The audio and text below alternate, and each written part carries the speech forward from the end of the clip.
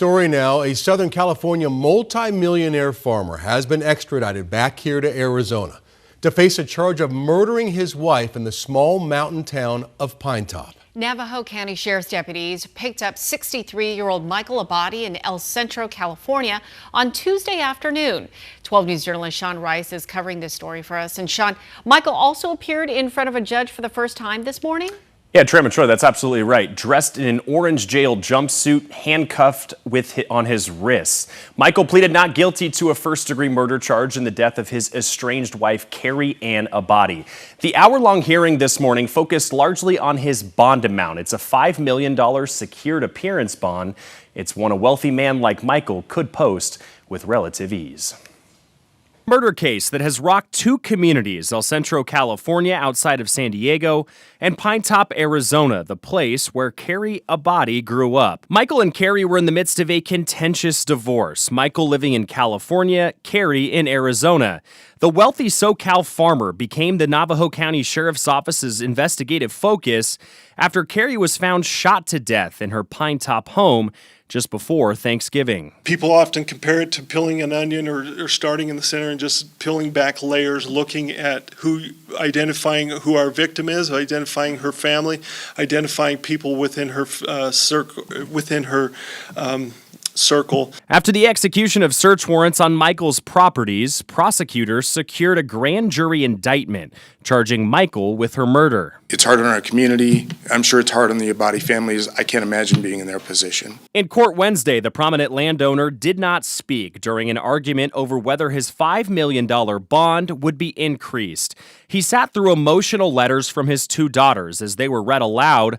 Following those, the prosecutor said, quote, "This is his own children. You have the defendant's own children saying they do not feel safe. They feel they are going to be harmed." Michael's Southern California defense attorney Owen Roth pushed back, saying, quote, "The idea we have a serial predator on our hands who's going to be out there haunting other family members is completely belied by reality. Throughout his life, he's been a civic leader in the community, charitable works, supportive of the local law enforcement community, supportive of political activity. He is a leading figure in the farming community there. He has absolutely no prior criminal history to speak of. Literally none." In court, prosecutors gave more detail on the crime, saying, quote, "The evidence shows the defendant drove from California over 6.5 hours to Pinetop, shot his soon-to-be ex-wife through their kitchen window from outside, and then drove back to California. So as far as premeditation, a 6.5-hour drive, you have time to think about what you are going to do." The defense argued for his $5 million bond to stay the same. Owen Roth saying, quote, "My client is very sick. He has a failing liver. He has to go see UCSD doctors multiple times a week for his liver and for his overall health. He's on a list for a liver transplant. He takes 7 medications twice a day for it. He needs to see his doctor." Judge John Saline raised Abatta's bond to $5.5 million, and if released, he cannot contact any of Carrie's family members or leave the state of California solely for future court dates in Navajo County. So Sean joining us now for a bit of a backstory. It's a little surprising that the bond was only raised $500,000 in this case, because the way I understand the bonds work, you post generally 10% cash, and then you put assets up against that. So he'd have to come up with $550,000.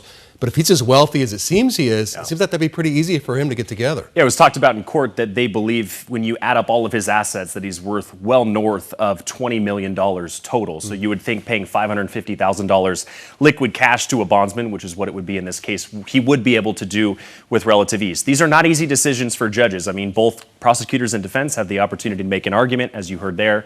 And the judge considered it for multiple minutes this morning. So you could tell there was a weighing of public safety, a weighing of potential concern for other victims, coupling that with his right to post bail here. So. And family members who are saying they're genuinely afraid of him. I know one of the daughters spoke in the courtroom, and you can't get too much into that. Can you talk about her demeanor in the courtroom?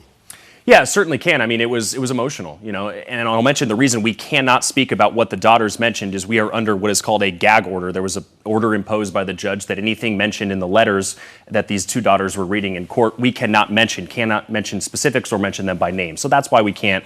We would love to be able to get into some of those details. But yeah, certainly emotional, and I can't imagine what these daughters are going through. You're losing your mom, and then now you're potentially losing your father too. Right. And, you know, there are a lot of contentious divorces out there involving a lot of money. Was there any indication, and I feel like we haven't gotten it so far, what may have raised this to the level that we saw violence? Yeah. You know?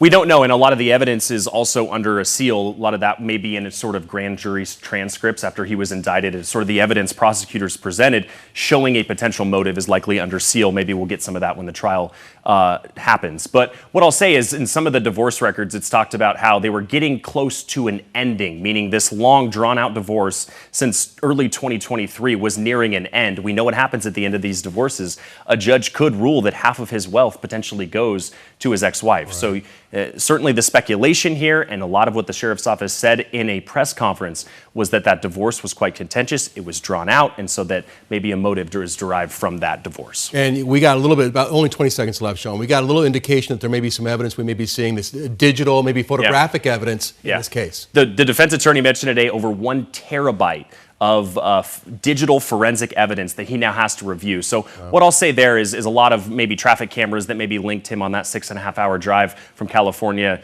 to Arizona. But a lot of evidence to review. I doubt this case goes to trial in 2026. Right. Sean, nice work on this, and we'll of course be following this case going forward. Tram.